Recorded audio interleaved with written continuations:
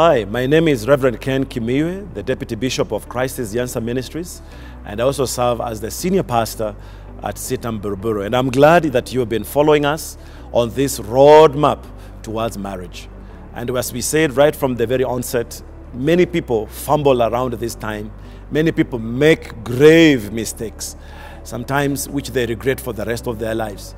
And for you to avoid this kind of mistakes, we have taken time to educate you on some of the things that you need to know prior to your wedding day, things that you need to put in place prior to your wedding day. And so I believe that you are benefiting from this talk.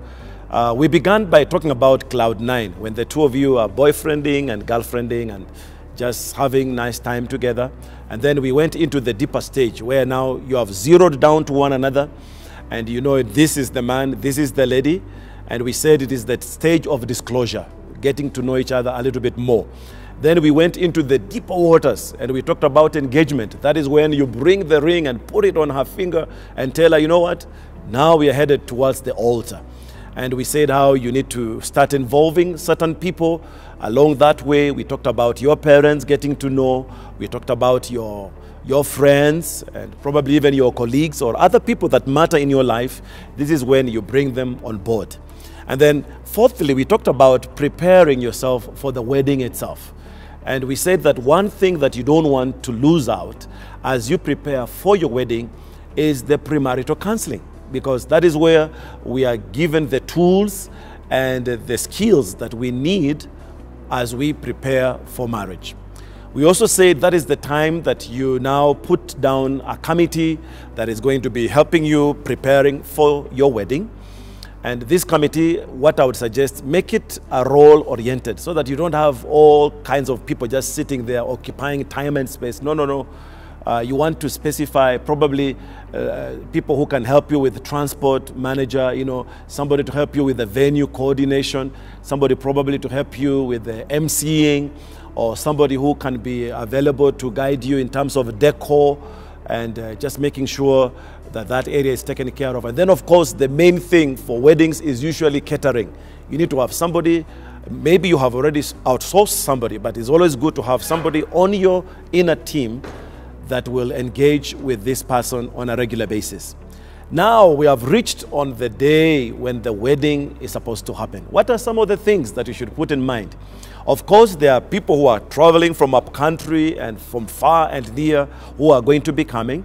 So if you have, for example, your immediate and very close family members, you just want to know where will they be staying as you have the wedding in the place where you're going to have it. And then also we said you have already booked the venue where your wedding is going to happen. And you have already also been walking with your pastor on this journey. And that is the same pastor who will carry you through the marriage ceremony. Usually by that time, you will have done a rehearsal a previous day or 2 days or 1 week earlier. It depends on which church you go to and how the pastor is available. But for me, I normally prefer doing wedding rehearsals on the Thursday so that on the Friday, the couple can go, you know, groom themselves, and the ladies can go to the salon and spend their time there so that on the Friday, they are able to take care of those. And on Saturday, they are all ready for the wedding ceremony. Now, what matters during this time, again, I want to believe as you inquire and as you engage with your best couple, you may want to know, how do certain brides get collected? And by the way, different cultural backgrounds have different ways in which they prepare to collect their bride. And so you may want to just know, my bride is from this particular culture, and this particular culture, that is how they collect their brides. And do your necessary homework on how that can be done. I'm told in some places you must take some lessons for the aunties. Some places you must, take some sodas prior to the wedding day, and other things that normally are preliminaries to the wedding ceremony itself.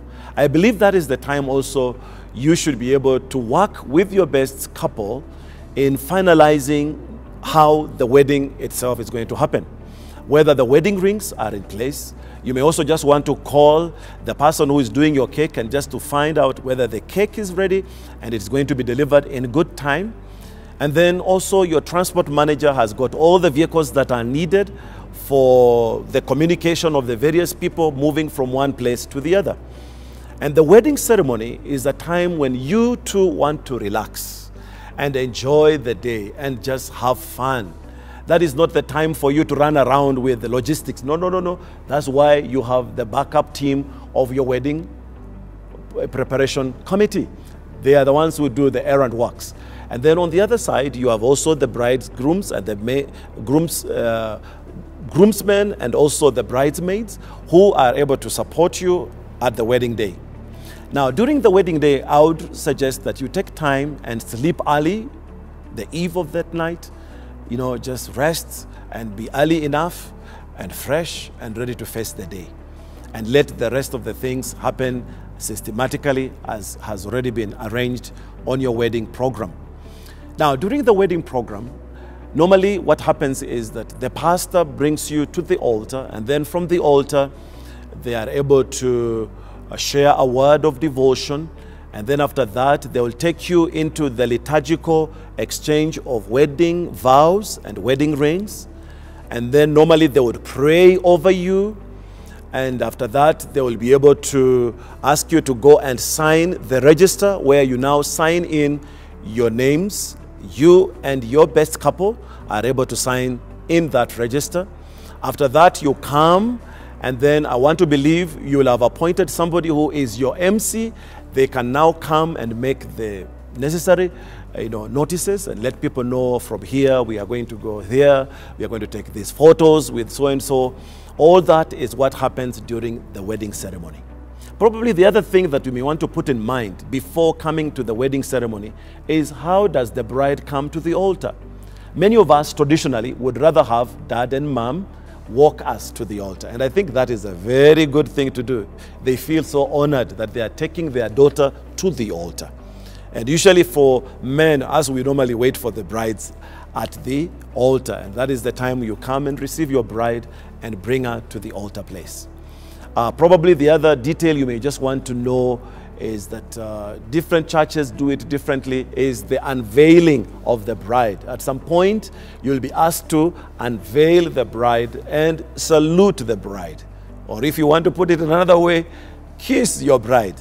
Again, you want to just know what will you do during that time. Sometimes I've asked people to salute their bride, and they have literally saluted their bride. That is to them what they thought that was all about.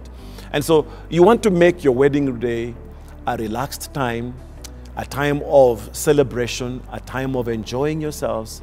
And in the evening, you want to take off and go towards your honeymoon.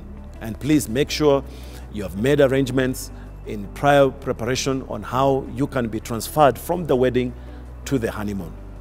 The other thing probably I would just want to say in closure is the whole aspect of also who takes care of your wedding gifts during the reception.